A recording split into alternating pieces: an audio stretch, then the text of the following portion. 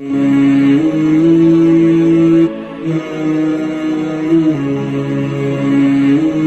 forget, like, subscribe and share to the famous scholar Mufti Inamullah Khalid. سلام حضرت مفتی تقی عثمانی رحمۃ اللہ علیہ فرماتے ہیں کہ میں اپنے حضرت والد گرامی رحمۃ اللہ علیہ کی خدمت میں، ان کا ایک الگ کمرہ تھا، وہاں پہ وہ مجھ سے پانی مانگتے تھے تو میں پانی لے کے جاتا تھا. اگر وہ مجھ سے کوئی کھانے پینے کی چیز مانگتے تھے وہ میں لے کے جاتا تھا.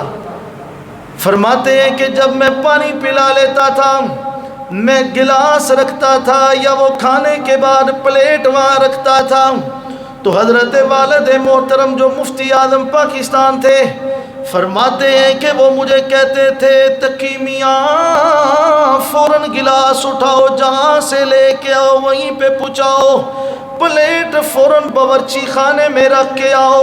حضرت فرماتے ہیں میں نے ایک دفعہ حضرت والد گرامی سے کہا ابا جان آپ تھوڑا صبر سے کام لیا کریں، معاف کر دیا کریں، تھوڑی تاخیر ہو جاتی ہے، آپ اتنی جلدی کیوں کرتے ہیں کہ میاں فوراً گلاس اٹھاؤ، فوراً پلیٹ اٹھاؤ.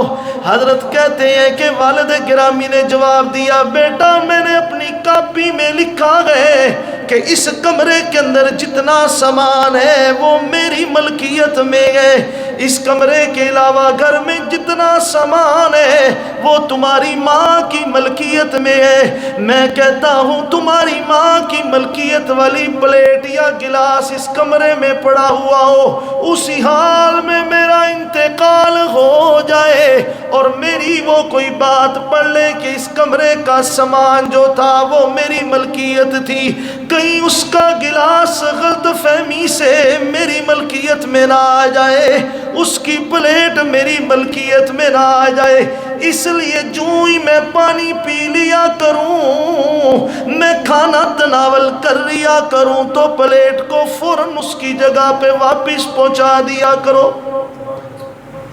حضرت فرماتے ہیں کہ ہمارے والد صاحب کا انتقال ہوا، ان کے شیخ حضرت ڈاکٹر عبدالحی رحمۃ اللہ علیہ، ان کا حضرت کے ساتھ بڑا گہرا تعلق اور بڑا پیار تھا.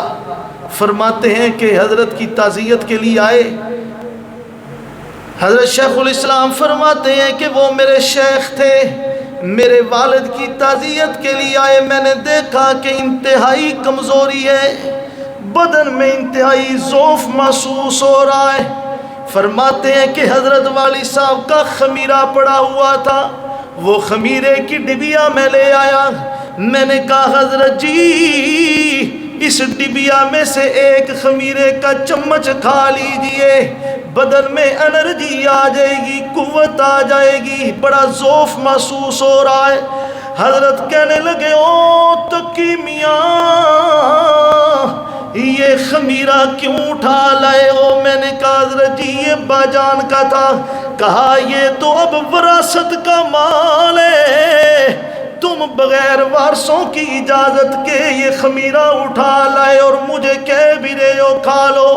حضرت کہتے ہیں میں نے کہا حضرت جی حضرت کے جتنے ورثاء ہیں وہ سارے عاقل ہیں، بالغ ہیں، سارے کے سارے اس مجمع میں موجود ہیں، اس مجلس میں حاضر بھی ہیں، سب کی اجازت ہے کہ آپ اس خمیرے سے ایک چمچ کھا لیجئے.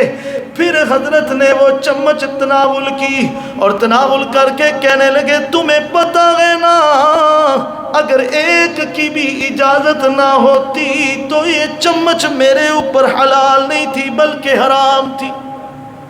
اور حرام کا اثر کیا ہوتا ہے؟ دعائیں اور عبادتیں قبول نہیں ہوتی.